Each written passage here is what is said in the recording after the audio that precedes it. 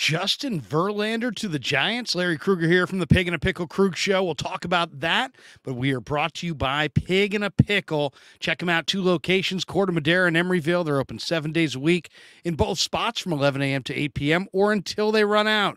Pig and a Pickle, the best barbecue in all of Northern California. That's right. Let's talk a little bit about the trade rumor. John Morosi saying that the Giants are in on Justin Verlander, and I'm going to tell you why. In what situation I think it makes a lot of sense to deal with the Mets and to deal for a guy like Verlander. But first, let's talk a little bit about the Giants. Giants need an infielder. Giants need another hitter. I think it was Grant Brisbee in The Athletic who had a phenomenal article out earlier this week on the Giants' first half. It was his July 14th article. And he's talking about the stats that define the season for the Giants. And when it comes to offensive stats, the Giants are pretty much a mid-pack team. They've got 106 home runs, 13th out of 30. They're a 248 hitting team, 16th out of 30. They've got a 323 on base percentage, 15th out of 30. And when it comes to speed, they're one of the slowest teams in the game. They only have 41 stolen bases. That ranks 29th out of 30 teams in the big leagues. But the two numbers that really jump out are the numbers that he talks about with batting average with 2 outs and runners in scoring position. The Giants are hitting 256 as a team. Now, that doesn't sound like a great average, but in today's MLB, that's really a very good average. In fact, it ranks 7th out of the 30 teams in MLB. Then Brisbee points out that OPS late and in close situations for the Giants is 767. That's 4th best in the major leagues out of all 30 teams. The Giants have been incredibly clutch, and that clutch hitting has really camouflaged their weakness as an offensive club. Their batting average with runners in scoring position is 278. That's 5th out of 30 teams. So they're hitting in the clutch. They're hitting in their OPS in late and in close game situations is 4th best in the game. And they're opportunistic. Their batting average with 2 outs and runners in scoring position is 7th. So if you really look at those 3 numbers that Brisbee puts out, and it's a great piece, you should go check it out. The one thing that's really abundantly clear is the Giants are overachieving offensively. They're overachieving offensively, and what that tells me is that they're bound to come back to the earth on this one, and we're seeing it a little bit. They got beat Saturday where they only scored 1 run and gave up 10 to the Nationals. So their offense is badly in search of some clout. They don't have a lot of power. They don't have a lot of speed right now, and they need more offensively. Now, they also need an infielder with Crawford out and with Tyro Estrada out. There are a number around the game they might be able to acquire. But they could definitely use one bat in the outfield, one middle infielder for sure, and the Giants could use some starting pitching.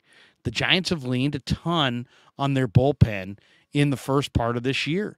And now they could really use some starting pitching. Now, John Morosi is reporting that the Giants are among the teams evaluating Justin Verlander as a trade deadline candidate should he become willing to waive his no-trade clause. We'll get to that in a minute. And it does make a lot of sense if you look at Farhan Zaidi's track record at the deadline. When the Giants are in it, he gets very, very aggressive. In fact, he said he makes 2 or 3 calls a day right now just to basically stay in the deal flow around all these trade talks that are going on leading up to the trade deadline, which is about 10 days away. 2017, the Dodgers under Farhan got Yu Darvish. 2018, the Dodgers with Farhan running the show as the GM got Manny Machado. 2021, when the Giants were in the race and on their way to 107 wins, Farhan went out and traded Alexander Canario and Caleb Killian to the Cubbies and picked up Chris Bryant. And then allowed Bryant to walk at the end of the year, which now, in hindsight, looks genius. And Killian and Canario have yet to really establish themselves in the big leagues. The point is this.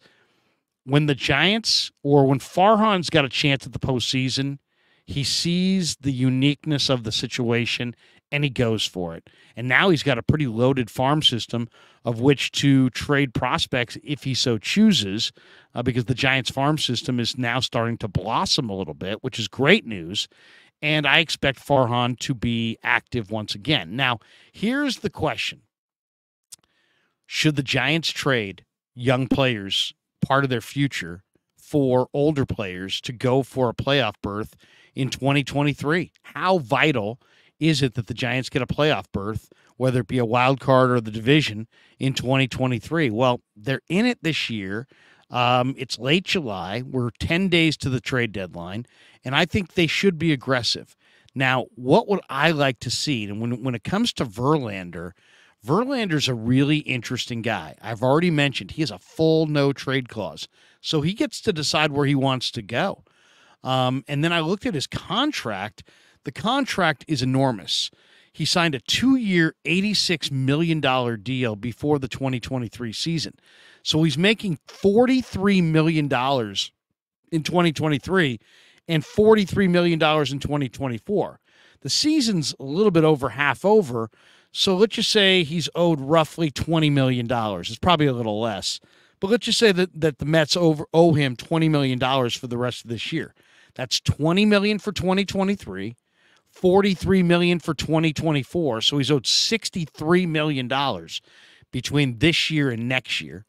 Then, if you look at the fine print in his contract, Verlander has a $35 million option for 2025. And it kicks in if he pitches 140 innings next year in the 2024 season. And this is kind of the really interesting one because you don't see this a lot. One of the stipulations here on the $35 million option for 2025 is not just 140 innings in 2024. It also states in his deal that if an independent doctor gives his right arm a clean bill of health, so if he checks out and he's healthy and he pitches 140 innings in 2024, $35 million option kicks in for Verlander, fully guaranteed for 2025. So when you look at that contract for the Mets, and if you look at where the Mets are at, the Mets are struggling right now. Are they going to sell? Are they going to buy at the deadline? At this point, we're not 100% sure. Steve Cohen, the owner of the Mets, has said, well, he'll make that decision closer to the trade deadline. But the Mets are 17 and a half games behind the Atlanta Braves in the division. So the division obviously is no longer a possibility. But then when you look at where the Mets are in the wild card, they're also not necessarily, that viable in the wild card. The wild card, as we tape this on July the 22nd, has the Diamondbacks and Giants in, as are the Reds. And then Philly is 1 game behind the Reds. Marlins are also 1 game behind the Reds.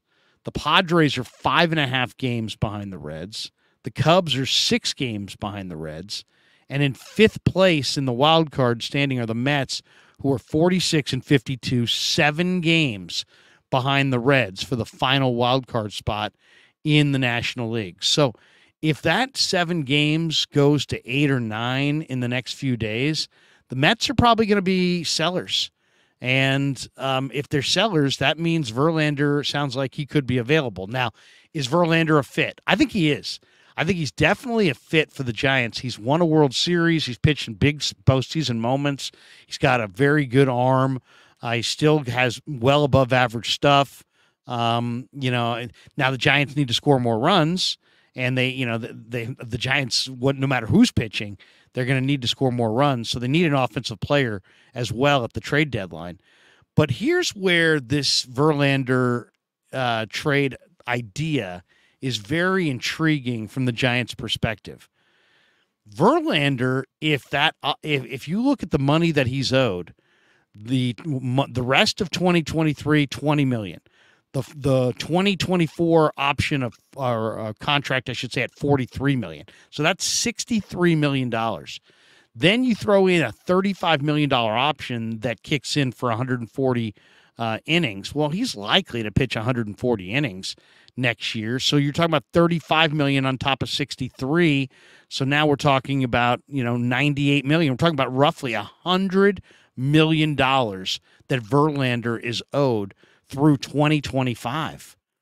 Well, you know what? The Giants have a lot of money. The one thing the Giants have is a lot of money. They could take on that contract.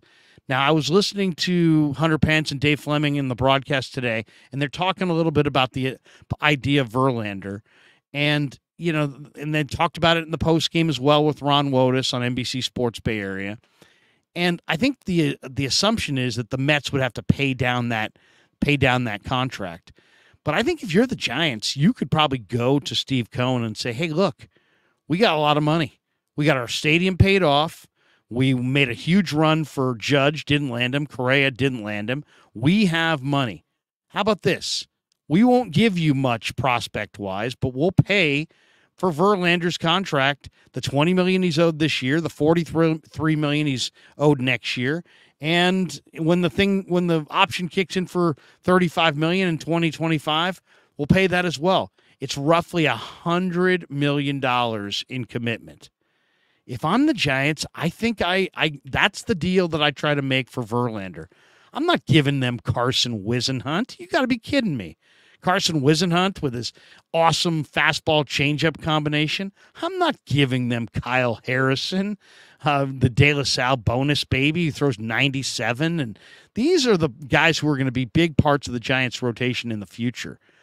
But if they want a lesser player or two, and you can agree on a very modest prospect cost, and you're willing to take on that $100 million over the next 3 seasons of financial commitments to Verlander, then I'm really interested. Then the Giants are using the resource that they have in abundance, money, as a way to avoid what they don't have in abundance, and that's top prospects. The Giants have spent years now. The Giants have spent a number of years trying to get their farm system cooking. It's finally there. They've got a number of guys on the verge of the big leagues. Their next great core is starting to trickle through at the big league level. Patrick Bailey, Casey Schmidt, Luis Matos, Whisenhunt, and Harrison are going to be in the rotation. I'm not trading any of those guys. I'm not moving anybody close to that. But if I can take on the $100 million and take $100 million off Steve Cohen's plate and everything that goes with that, I think I would make that deal, and I bet you the Giants could get Verlander for a very modest prospect cost. I don't think they've got to move Whisenhunt. I don't think they have to move Harrison. What I think they ought to do is take on that $100 million and maybe take on 110 and let him throw Mark Canha in on the deal. Mark Canha makes $10.5 million this year, and he's got a club option next year for $11.5 million. So you pay the $5 million remaining on Canha this year. Maybe you exercise your option on him next year if he plays well. He went to Bellarmine. He does very, very well in their ballpark. He's a right-handed hitter. He's a dependable bat. That would make sense. Send Verlander and Canha to the Giants, and the Giants throw some, middle-of-the-road prospects to the Mets and take on $100 million plus in financial commitments for Verlander and Canha. And for that, taking on that kind of money, they don't have to pay a premier prospect cost. I think that might be the deal that makes the most sense for the Giants. Why? Because they don't have endless prospects, and they're at a point now where they don't want to really give away their prospects. It doesn't really make sense for them to develop all these prospects, get them right to the edge of the big leagues, and then trade them for a late 30s or early 40s pitcher.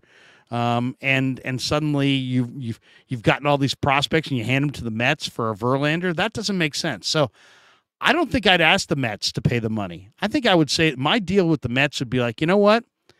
I'll take the $100 million that Verlander's owed, and I'll take $10.5 million for the rest of this year. And on Mark Canha, I'll take $100 million off your plate, Steve Cohen. I'll take Verlander, I'll take Canha, and I'll give you Mason Black and an A-ball pitcher, and I'll trade a very modest prospect price for the right to get 2 real good veteran players, because they make $100 million. If you have money, there's two ways to get deals done. You can have prospects or you can have money. The Giants have a little bit of both right now. In fact, they got a lot of money and they even have a lot of prospects. But how about this? How about hoard your prospects and come forward with your money and go to ownership and say, hey, look, we invest $105 million in the next couple of years of Verlander and Canna. We can get these guys for basically nothing, because that's what it would cost, I think. I don't see another team running to the Mets saying, yeah, we're going to take on $100 million of Verlander and Canna. I think that, I'm not saying that there's not money in the game. There is money in the game, and there's some very rich teams out there. But the Giants are as rich as any of them. And this would be a perfect way for the Giants to add a bat and add a very much needed veteran starter, a guy with big-time postseason experience and a guy who could start game one of a playoff series for you. If not, he could definitely start game two. How about a Logan Webb, Verlander 1-2, 2-1? That could look very, very good in October for the Giants. So in a lot of ways, Canna and Verlander are exactly what the doctor ordered, but the Giants don't want to give Wisenhunt, and they don't want to give Harrison, and they don't want to give some massive prospect haul. Take on the money, modest prospect haul going to the Mets, and I think it's a deal that makes a lot of sense for the Giants. All right, hope you enjoyed the video. Thanks to Pig in a Pickle for being the title sponsor of The Krug Show. Thanks to all you guys for supporting The Krug Show on YouTube.